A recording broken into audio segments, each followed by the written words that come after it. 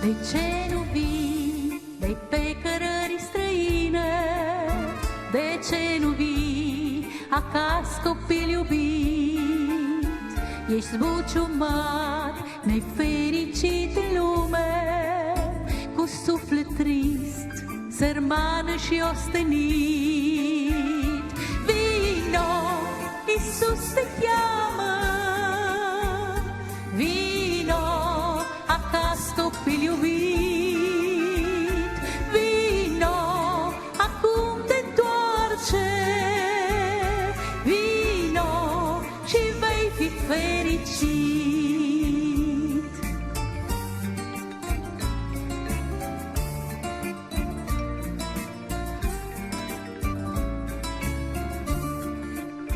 Ți-ai părăsit părinții tăi odată, te-ai răzvrătit și ai îndurerat.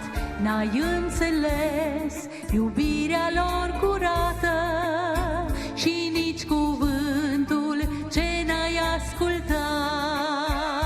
Vino, Iisus te cheamă, vino acasă, copil iubit. Vino, acum te întoarce, vino și vei fi fericit.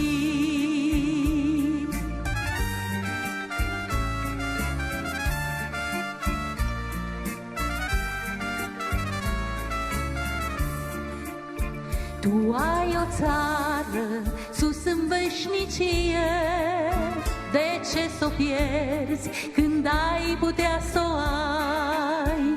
Dă-i Domnului inima ta pustie, o dă-i-o azi, de ce mai stai? Vino, Iisus te cheamă, vino acasă, copil iubit. Vino, acum te întoarce, vino și vei fi fericit.